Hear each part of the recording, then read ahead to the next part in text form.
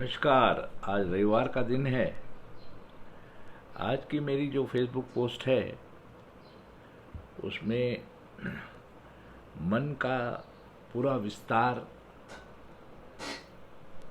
क्या है, इस संबंध में इस तरह से बात कही गई है कि मन में एक बैठक खाना होता है और एक तह खाना होता है।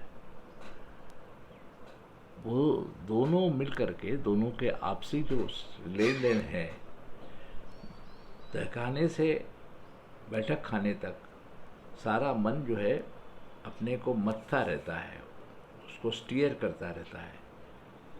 और जो ऊपरी सतह पर मन रहता है उसके बारे में हम अधिक कॉन्शियस रहते हैं, इसलिए उसको कॉन्शियस मन कहते हैं।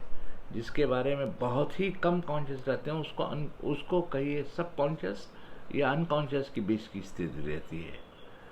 सबकॉन्शियस और अनकॉन्शियस के बीच की वो स्थिति रहती है जो तहखाने में रहती है।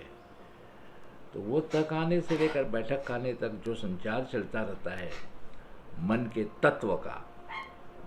तत्व का जो संचार होता रहता है, इसकी वजह से हमारे सारे व्यवहार जो मन आधारित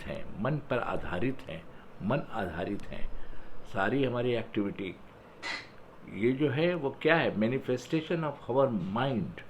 हमारा सारा आचरण जो है हमारे मन का मैनिफेस्टेशन है, प्रकटीकरण है। तो उसमें भी उसका हस्तक्षेप चलता रहता है, लेकिन हमें पता भी नहीं चलता। हमको लगता है कि ऊपरी सतह पर जो चीज़ बहुत जीवित और स्पष्ट और बहुत ही ज़्यादा चेतित या कॉन्शियस है वही है, बाकी की चीज़ का हमें कोई ध्यान नहीं रहता।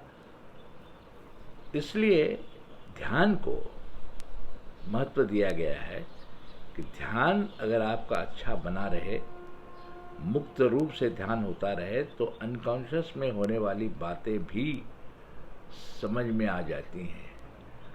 और जब आपके ध्यान की पकड़ में तहखाने से लेकर के बैठक खाने तक का सारा प्रवाह, सारा संचार, सारी गतिमानता, सारा चलन, सारा मूवमेंट अगर आ जाए तो मन जो है अपने आप शून्य हो जाता है। मन की शून्यता जो है ध्यान की तीव्रता से खत्म हो जाती है।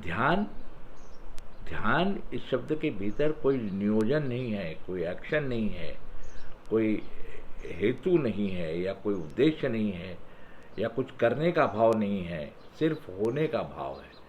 होने के प्रगाढ़ भाव को ध्यान कहते हैं और करने के भाव को मन कहते हैं। ध्यान और मन में यही फर्क है।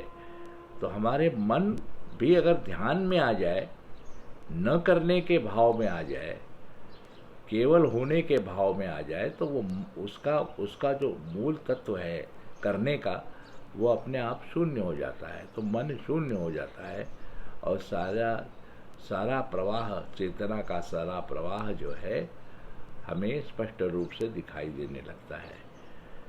हमको वो क्यों नहीं दिखता कि चेतना के प्रवाह में करने का भाव भी मिक्स हो जाता है और इसकी वजह से उसकी जो स्पष्टता है वो हमें दिख नहीं पाती, क्योंकि करने का भाव ही हस्तक्षेप करने लगता है, उसको और ज़्यादा ट्रिगर करता है, मन को ज़्यादा ट्रिगर करने लगता है, उसको संत, शांत, स्तब्ध और